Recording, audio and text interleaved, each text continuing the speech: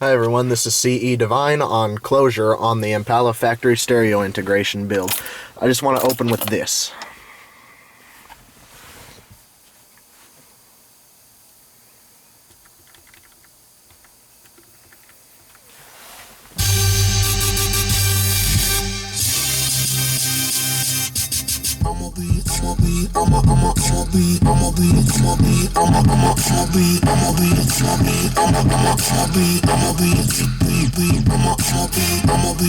Right there is about where the clipping starts.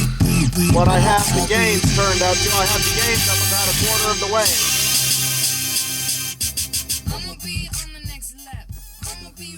I don't know if you guys could hear that, but where I have the gain set, the factory stereo starts clipping at about 3/4 volume, which is exactly what I wanted. And I only have the gain set up about, a third of the way.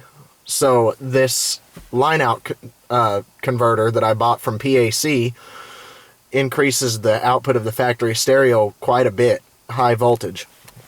Here's the tweeters installed. They look pretty factory. You can see a little bit of a ring around the edges where it was cut out, but they don't look god-awful, and I kind of like it actually, because it does match a little bit of the panel gap, that versus that panel gap there. Other than the color, they look pretty factory, and I still haven't cleaned up all of the crap I left from earlier installing it. I got finished with it about 10 minutes ago. Let me go around to the back side and we'll look at all the connections that I made and kind of the stuff I haven't detailed yet.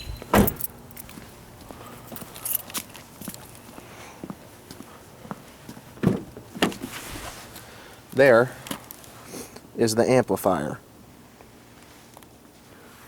I just mounted it on the back of the seat when it folds down. Some of you guys with the non-folding rear seats, I'm not sure if your seat backs will fold all the way down like this to mount it, but you can do it from inside the trunk. And there's all the connections. I need to clean them up a little bit, but I do have electrical tape around them. And then a few zip ties, but these are really cheap zip ties. They kept breaking on me.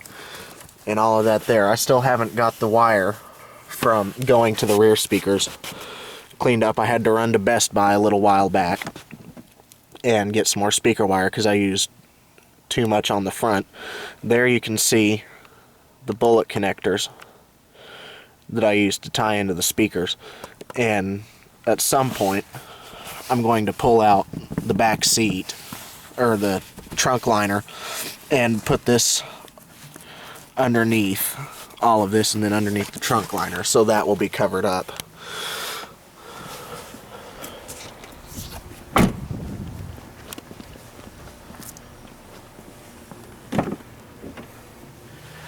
Here are all of the connections. One thing I did find, that line out converter, it must not use the stereo turn on lead. I'm not completely sure why, but there you can see the stereo is slowly turning off, just the parasitic power from the stereo. It always turns on when I open the door. See, there it goes. But there are the RCA cables, kicker RCA cables that came with it, and then they come nice and packaged up in that. And then there's the RCA cables and everything, and the remote turn on lead are ran down this side. Now you can see a little bit of a speaker wire that's tucked out of the way there, and you can just barely see them through there.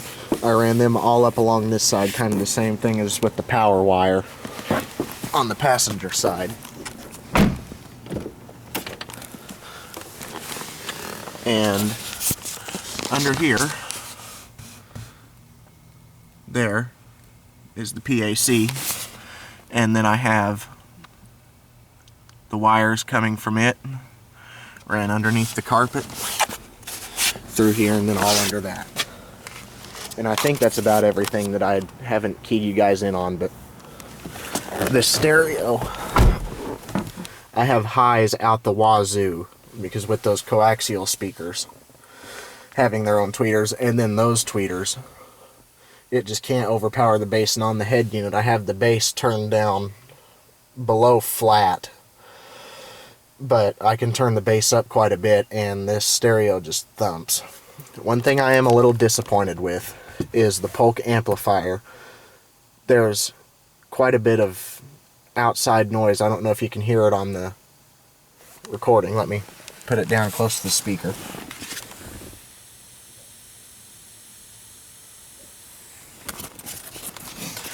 I'm not sure if you guys can hear that hissing, but this Polk amplifier, the only complaint I have about it is that it's got a 75 decibel per watt signal to noise ratio, which is pretty low. It's about the lowest I've seen. But for a $200 amplifier, I'm all around very, very pleased with it. And the whole stereo came together nicely. It turned on first time, no problems. And other than those tweeters, when the back seat is folded up, you can't tell that I have done anything to the car. No factory stereo for someone to walk by and say, "Ooh, that's nice, I'm going to take it." But so once again, this is CE Divine with the closure of the Impala factory stereo integration build.